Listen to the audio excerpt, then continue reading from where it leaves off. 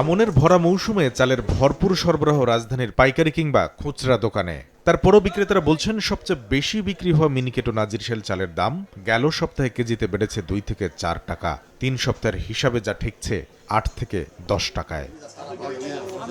দেশের প্রধান এই খাদ্যপণ্যের দাম নিয়ন্ত্রণের দাবি জানিয়ে সাধারণ মানুষ বলছেন, বাজার কাঠামো ঠিক করতে সরকার ব্যর্থ হলে বেকায়দায় পড়বেন ভোক্তারা। চালের দামটা আসলে অনেক বেশি। চালটার উপরে যদি দাম বাড়ে তাহলে সকল জনগণের উপরে এটা প্রভাব পড়ে। চাউলের দাম দিনে দিনে বাড়তেছে। আমরা তো ভাবছিলাম যে পট পরিবর্তনের পরে সবকিছু মোটামুটি একটা স্বস্তির নিঃশ্বাস ফেলবো, কিন্তু তাই না। মজুতদারদের আড়তগুলি দেখা দরকার, বিশেষ করে চালের দাম কেন এত বাড়তি। বিক্রেতাদের দাবি, অযৌক্তিক দামের কবল থেকে দেশের মানুষকে বাঁচাতে খতিয়ে দেখতে হবে কর্পোরেট গ্রুপ ও মিলারের গুদাম হিসাব।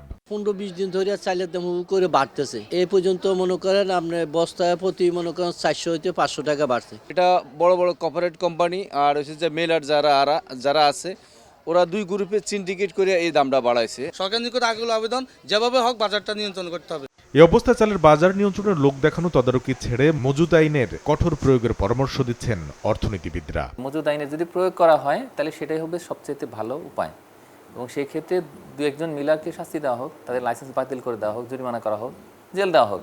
যেগুলো সব কিছুর বিধান কিন্তু আমাদের মজুদ আইনে আছে। তো সুতরাং সেই জায়গায় না গিয়ে আমরা খোঁজ নিচ্ছি, তারপরে আমরা ব্যবস্থা নিচ্ছি, এভাবে বললে তো আসলে চালের বাজার দাম কমবে না।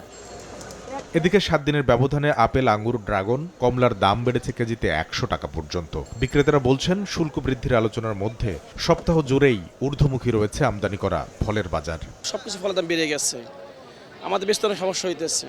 যে আঙ্গুরটা ছিল গত সপ্তাহে 400 টাকা, সেটা এই সপ্তাহে 580 টাকা। যে আপেল ছিল গত সপ্তাহে 300 টাকা, সেটা 320 টাকা। শুল্ক বাড়ার কারণে যেটুকু আমরা আশা ছিলাম যে একটু দাম কমবে, সেটা আর কমবে না। আমরা হয়তো বা বাজারে আসাই বন্ধ করে দিতে হবে। অলরেডি মানুষের পকেটে আবার একটা চাপ। মুদি দোকানিরা বলছেন, এলাচের বাজার চড়া থাকলেও নতুন করে বাড়েনি ডাল, আটা, চিনির দাম। তবে আবারও সংকটে পড়া ভোজ্য তেল বাড়াচ্ছে দাম বৃদ্ধির আশঙ্কা। ক্রাইসিস করার সংকটটা দিতেছে না, কোনো বাড়ানোর সংকটটা দিতেছে, বলছে যে এই কোনো মুহূর্তে বাড়বে। কামরুল হাসান সবুজ, সময় সংবাদ, ঢাকা।